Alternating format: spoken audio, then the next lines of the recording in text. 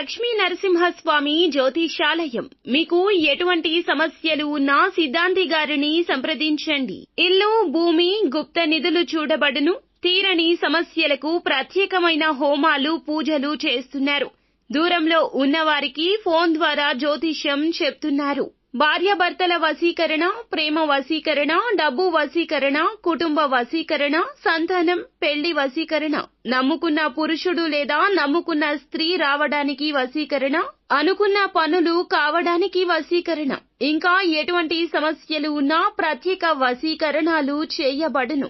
100% guarantee. గురువు గారిని సంప్రదించండి. 8855533632. అందరికీ నమస్కారం అండి. ఛానల్లోకి తిరిగి స్వాగతము. మేషరాశి జాతకులు జూన్ మాసంలో 4వ తేదీన మీకు జరిగేది ఇదే. దేవుడే వేస్తున్న అతిపెద్ద శిక్ష ఇది. ఇక ఏ మాత్రము కూడా ఆలస్యం అనేదే లేకుండా మనం ఈ వీడియోలోకి వచ్చేద్దాము. ఈ రోజున ఒక వ్యక్తి వల్ల వీరికి జీవితమంతా కూడా తలక్రిందులుగా మారబోతుంది. మరి ఆ వ్యక్తి ఎవరు? వీరి జీవితం ఏ విధంగా మలుపు తిరుగుతుందో చూద్దాము. వీరికి కోపం వస్తే భయంకరంగా మారిపోతారు. అనుకున్న పనిలో శ్రద్ధ పెట్టి చేస్తారు. విజయం కలగకపోతే బాధపడతారు. అహంకారం కొన్ని విషయాల్లో వీరికి అనర్థాలకు మూలము. ఎవరైనా సరే సలహా ఇచ్చినా, సూచన చెప్పినా అస్సలు నచ్చదు. కోపం చల్లారే వరకు ఒంటరిగా ఉంటారు. ఈ రాశి వారిని పలకరించడానికి ఎదుటి వ్యక్తులకు కొంచెం గుండె గుబులు ఉంటుంది. అమ్మో అనుకునే విధంగా వీళ్ల ఆహార్యం ఉంటుంది, మాట తీరు ఉంటుంది. ఈ రాశి వారిని అందువల్లే చూసినప్పుడల్లా చాలా మందికి భయం వేస్తూ ఉంటుంది. ఎదుటి వారు వీళ్లతో మాట్లాడాలంటే కొంచెం ఎక్కువగానే భయపడతారని చెప్పాలి. అయితే వీరి జీవితంలో ఒక ముఖ్య మలుపు తిరగబోతుంది. ఒక వ్యక్తి కారణంగా ఇదంతా జరగబోతుంది. కోపంగా ఉండే వారితో వీరు కాస్త అప్రమత్తంగా ఉండాలి. అందరిపై ఆధిపత్యం చెలాయించాలనే తత్వంతో ఉంటారు. చాలా స్నేహపూర్వక స్వభావము ఉంటుంది. అందరితో సమానమైన దృష్టితో ఉంటారు. అందరినీ ఒకేలాగా చూస్తారు. ప్రశాంతంగా ఉంటారు. ఆధ్యాత్మిక పరంగా భగవంతునికి దగ్గరగా ఉండే ప్రయత్నం చేయండి. కష్టం మనుషునికి చెబితే చులకన అవుతాము. భగవంతునికి చెప్తే భగవంతుడే మనల్ని కాపాడతాడు. ఏదో ఒక రూపేణ ఒక వ్యక్తిని మన జీవితంలోకి పంపిస్తాడు. వారు చేసే సాయం మనకి కష్టాల నుండి బయటపడేస్తుంది.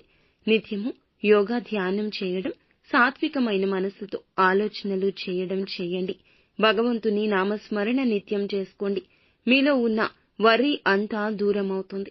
ఆ యొక్క పని ఒత్తిడి వలన మీలో ఏర్పడిన అలసట, నీరసం అంతా తొలగిపోతాయి. కొంతమంది శత్రువులు మిమ్మల్ని పని కట్టుకుని మరి ఉద్దేశించి ఏదో ఒక రూపంలో ఒక మాట అనడం కావచ్చు, నిందించడం కావచ్చు, మిమ్మల్ని రెచ్చగొట్టి విధ్వంసం సృష్టించేలాగా చేయడం కూడా కావచ్చండి.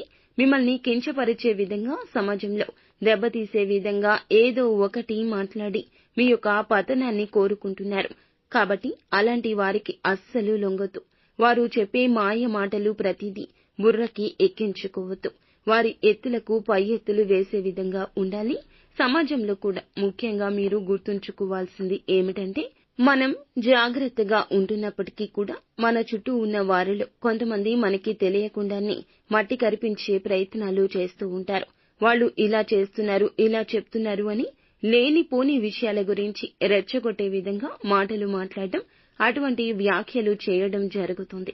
కావున ఆ ప్రయత్నాలు ఎక్కువ చేస్తారు. ఈ రోజున ఆ యొక్క ప్రయత్నాలు తిప్పికొట్టే ప్రయత్నం చేయండి.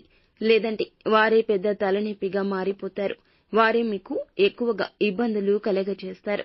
ఈ రోజున వారు ఆడవారు కావచ్చు, మగవారు కావచ్చు, మిమ్మల్ని మాటలతో హింసిస్తారు. హింసించేది వారు అని కూడా తెలియదు. ఎక్కడో ఏదో జరిగింది, అది మీ మూలంగానే జరిగిందని వారు అనుకుంటున్నారు అన్నట్లుగా మిమ్మల్ని విషయం రెచ్చగొట్టి గొడవ వరకు తీసుకొస్తారు. ఈ యొక్క గొడవల విషయంలో అప్రమత్తంగా ఉండండి. కోపాన్ని తగ్గించుకోండి. అలాంటి వ్యక్తులను ఇకనైనా గుర్తించే సదవకాశం వచ్చింది అనుకోండి.